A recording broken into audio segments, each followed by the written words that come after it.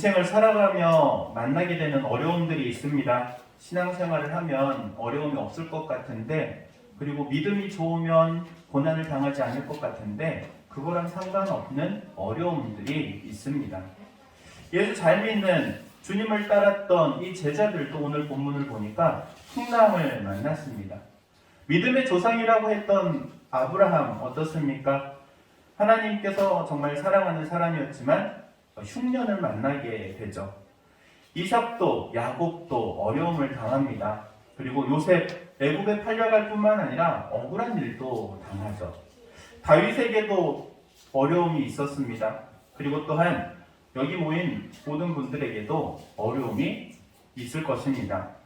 그런데 중요한 사실은 오늘 본문에 보면 주님께서 제자들에게 찾아오셨다는 사실입니다. 환난 중에 우리가 주님을 찾아가는 것이 아니라 주님이 찾아오셨다는 사실이죠. 주님께서는 우리를 혼자 두지 않으십니다. 혼자서 파도와 싸우도록 그냥 가만히 두지 않으신다는 사실이죠. 하나님께서 우리를 불쌍히 여기시고 또한 구원하시기 위해서 우리 주님을 보내주셨습니다. 우리를 구원하시기 위해서 하늘 영광을 버리고 이 땅에 오신 주님, 그리고 또한 우리가 있는 모든 처소에 우리와 항상 함께 하시는 주님, 이 주님을 기억하시기 바랍니다. 내가 있는 처소에서 내가 외로울 때도 나와 함께 하시는 우리 주님을 기억하시기 바랍니다. 내가 슬픈 일이 있어서 울고 있을 때도 나를 혼자 두지 않으시는 주님을 기억하시기 바랍니다. 사람은 어려울 때는 떠나갑니다. 그런데 우리 주님은 반대로 우리가 어려울 때 오히려 찾아오십니다. 우리가 어려움을 당할 때 중요한 것은 흔들리지 않아야 한다는 것입니다. 그때마다 우리를 찾아오시는 주님이 계시기 때문에 우리는 주님을 바라봐야만 합니다. 성경은 말씀합니다. 믿음의 주요 온전케 하시는 주를 바라보라. 주님을 바라보시기 바랍니다. 주님, 나를 구원하기 위해서 오신 주님, 십자가에서 물과 피를 다 쏟으신 우리 주님, 주님께서 나를 사랑하시는 그 사랑이 오늘까지, 아니 영원까지 이어진다는 사실을 기억하시기 바랍니다. 더 굳센 의지와 소망을 품고 십자가를 붙들면 어려움을 이겨낼 줄로 믿습니다. 어려움이 무엇입니까? 어려움은 십자가 앞에서 아무것도 아닌 줄로 믿습니다. 반드시 승리하게 하시는 우리 주님께서 우리를 붙들어 주시기 때문입니다. 뿐만 아니라 위기를 당했을 때 위기는 새로운 기회로 자리 잡습니다. 배 위에 많은 제자들이 있었습니다. 물론 사공들도 있었겠죠. 물 위를 걷는 것은 그 가운데 오직 베드로 한 사람이었습니다. 많은 사람이 있었지만 기적을 체험한 사람은 오직 한 사람이었던 것이죠. 베드로는 위기를 기회로 바꿨습니다. 여러분도 베드로와 같이 위기를 기회로 바꿔갈 수 있기를 주의 이름으로 축원드립니다. 그러면 도대체 어떻게 베드로는 이 위기를 기회로 만들었느냐? 바로 상식을 뛰어넘는 모험, 도전 정신이라고 말할 수 있을 겁니다. 그런데 이 믿음의 모험, 믿음의 도전, 이것을 통해서 주님을 경험하게 되는 것이죠. 여러분, 할 수 있다, 하면 된다, 하자라는 이 믿음의 고백이 우리 가운데 기적을 일으키는 줄로 믿습니다. 우리 당일교회 믿음으로 모험하기 때문에 기적을 경험하고 있는 것이죠. 여러분, 기적이 현장에 있는 겁니다. 아닌 것 같아? 난 잘 모르겠어. 여러분, 제가 세 가지만 말씀드릴게요. 우리 당일교회가 경험하고 있는 기적. 첫 번째는요, 부흥을 경험하는 거예요. 부흥. 코로나 팬데믹 이후로 교회들이 많이 힘들어졌죠. 교회뿐만 아니라 일반적인 모임도 많이 힘들어졌잖아요. 2020년도 우리나라 통계 중에 교회가 3,000개가 문을 닫았다고 합니다. 교회가. 교단이랑 상관없이 그냥 모든 교회를 다 통틀어서 3,000개가 문을 닫았대요. 문 닫은 이유가 무엇이겠습니까? 성도들이 모이지 않아서 다 떠나가서. 그리고 실제로 우리 교단만 보더라도 5%가 실제 줄었습니다. 교인이 5%가 줄은 거예요. 근데 우리 당인교회 한번 보시기 바랍니다. 예배 인원이 몇 배를 늘었어요. 20년하고 비교만 해도 2020년도 9배, 10배. 할렐루야? 사람이 하는 게 아니에요. 하나님이 하시는 겁니다. 하나님께서 우리 가운데 부흥을 허락하신 줄로 믿습니다. 이게 첫 번째 기적이에요. 기적 같은 일이에요. 그리고 두 번째 기적이 있습니다. 우리 교회가 자립한다는 사실이에요. 자립한다 그러면은 뭐 자립 이렇게 생각할 사람들도 혹 있을지 모르겠어요. 그런데 재정적 어려움으로 인해서 자립하지 못하는 교회가 이것도 이제 우리나라에 있는 교회를 평균을 낸 거예요. 통틀어서 50%가 미자립 교회예요. 10교회면 5교회가 미자립 교회예요. 우리 멀리 갈 것도 없죠. 우리 시차례 13개 교회가 있습니다. 13개 교회 가운데 5개 교회가 미자립 교회예요. 그리고 자립교회였던 1개 교회가 또 내년에는 미자립 교회가 된대요. 근데 그런 상황 가운데, 그러니까 미자립 교회가 되어가고 있는 상황 가운데 우리는 오히려 자립하는 교회가 되는 거예요. 여러분 아멘도 안 해. 목사가 쎄 빠지면 뭐해. 그냥 아멘을 안 하는데. 여러분 자립하는 게 쉬운 일이 아니에요. 자립한다는 것은 또한 거기에 걸맞는 책임을 부여받는 거예요. 자립했기 때문에. 도움을 받는 교회에서 이제는 자립했기 때문에 도움을 주는 교회예요. 그래서 세 번째 기적이에요. 우리 교회가 선교하는 교회. 재정의 10분의 1을 작년에 우리 재직들과 함께 선교하는 데 사용하자 했잖아요. 근데 실제로 통계를 내보니까는 10분의 1을 선교 그리고 구제 이웃을 위해서 사용하고 있어요. 쉬운 일 아닙니다. 근데 하나님께서 하시는 거예요. 교회를 통해서 이루시고자 하는 일이 있기 때문에 선교도 이웃도 도와주기 위해서. 할렐루야? 아멘. 지금 여러분 기적의 현장 가운데 있는 거예요. 기적의 현장.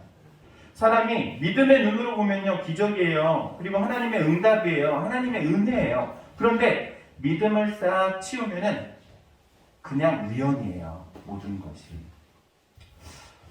2주 전에 권사님 댁에 이제 신방을 갔어요.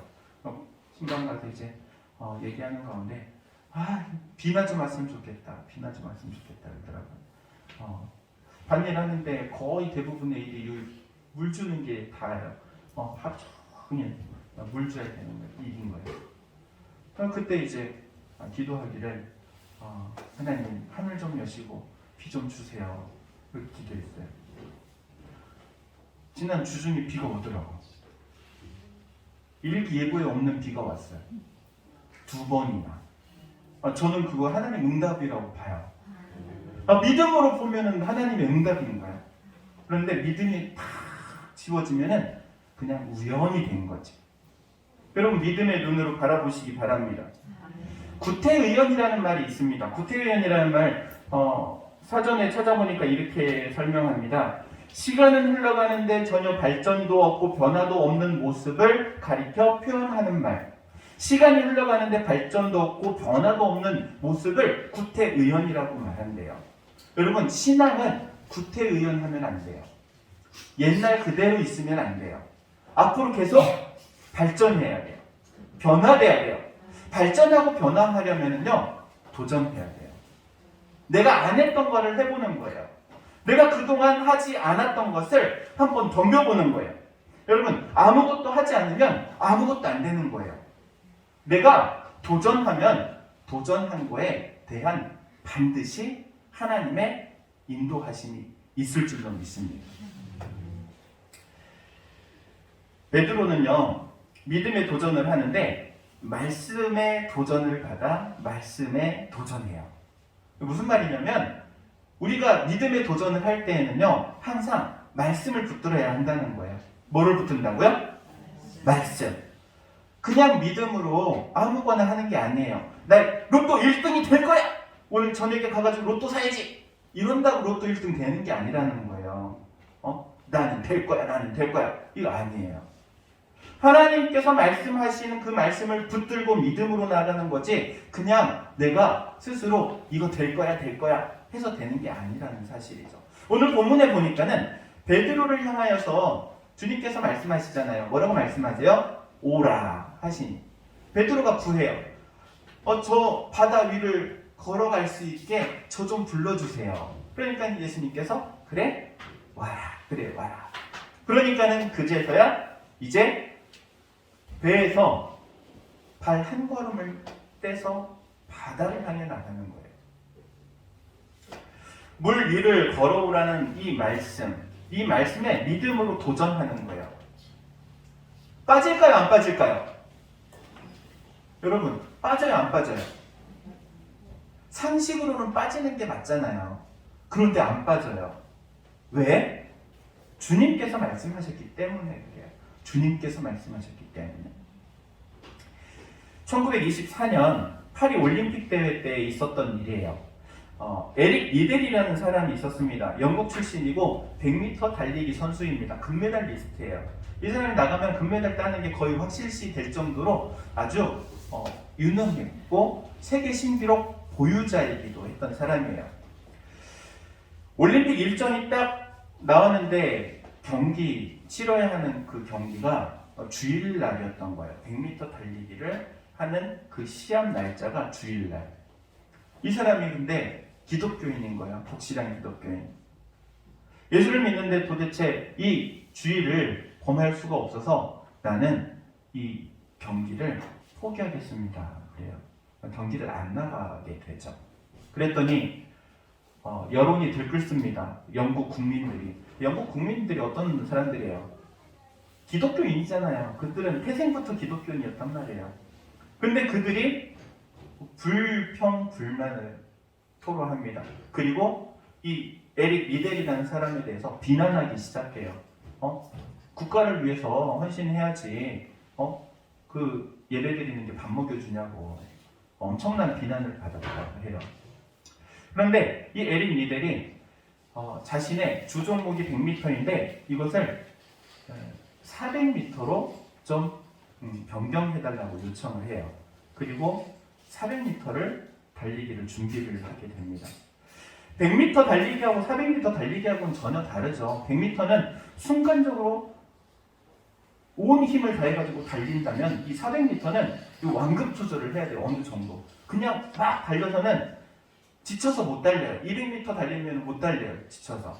그렇기 때문에 400m와 100m는 훈련하는 방법도 다른데 이제 몇 개월 안 남은 이 시기 동안 훈련을 하게 됩니다.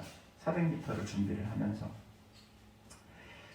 경기를 앞두고 이제 경기를 나가게 되었는데 몸을 풀어주는 안마사가 이 에릭 리델에게 쪽지 하나를 다 손에다가 쥐어줬다고 해요.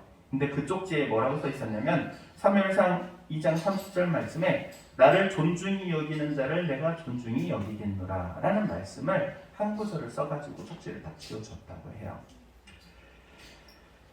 경기가 시작됩니다. 400m를 달리는데 처음 100m를 전력으로 달려요. 그러니까는 그것을 보는 그 해설위원들 있잖아요. 야, 저렇게 100m를 전력 질주해서 달리면 지친다. 저 사람은 제대로 알지 못하는 사람이다. 400m 훈련을 제대로 받지 못한 사람이다. 이야기를 해요. 200m도 똑같은 속도로 전력 질주를 합니다.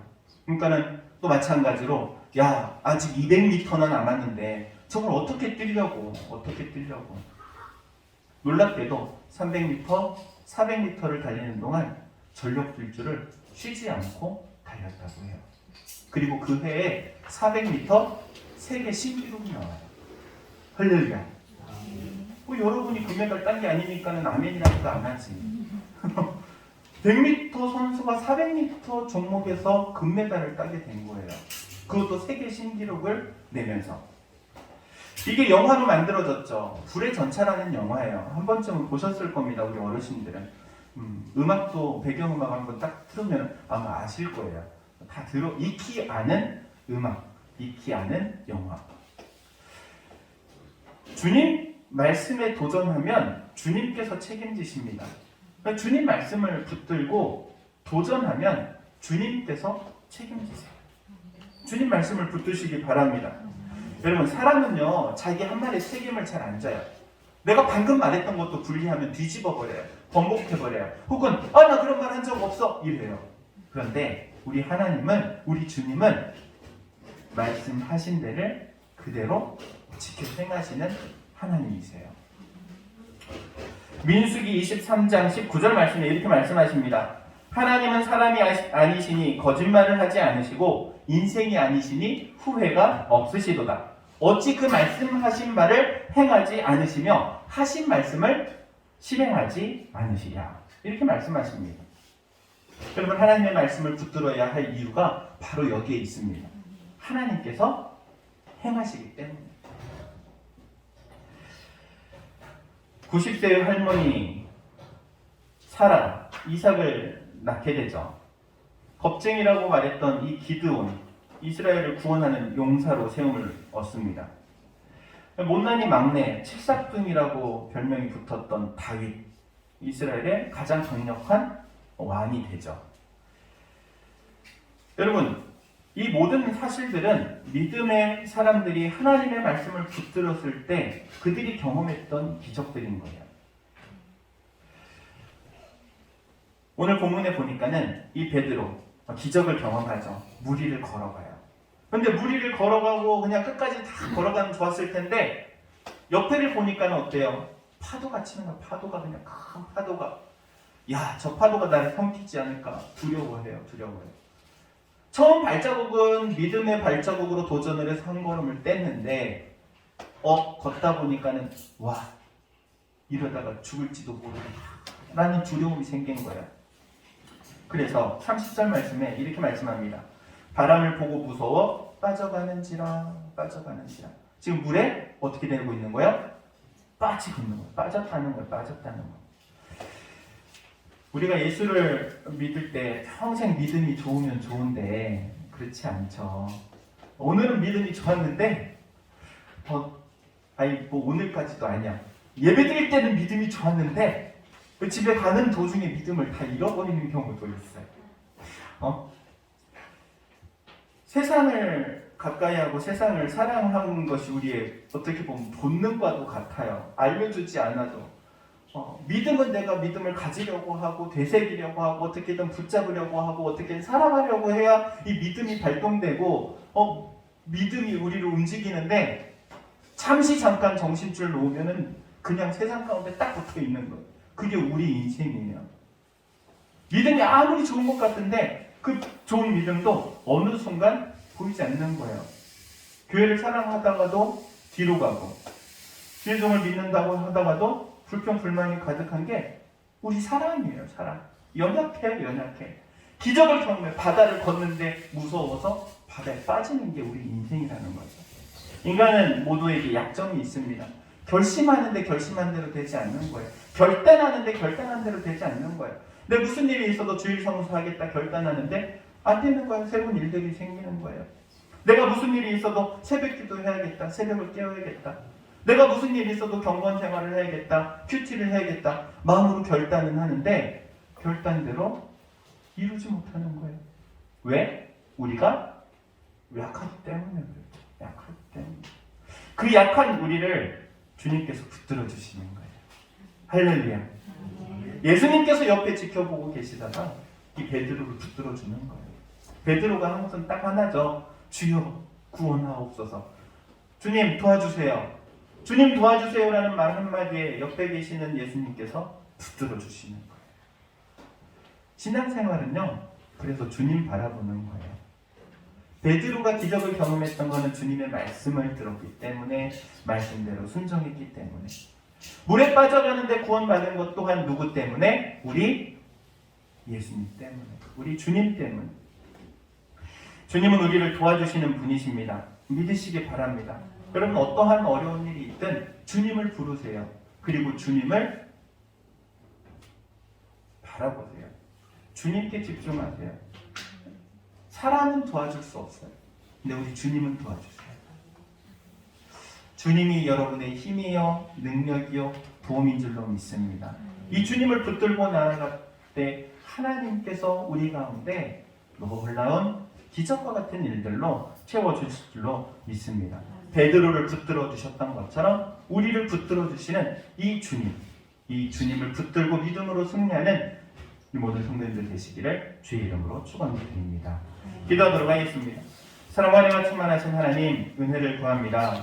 우리가 말씀 붙들고 주의 기적을 체험하며 또한 우리가 하루하루를 믿음 가운데 살아가기를 원합니다.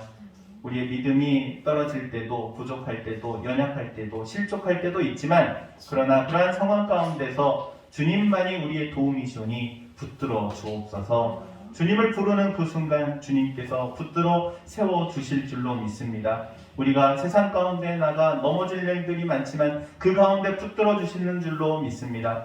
하나님, 우리 모든 성도들의 삶 가운데, 걸음 가운데 친히 동행하시며 붙들어 주옵소서. 예수님의 이름으로 기도하옵나이다.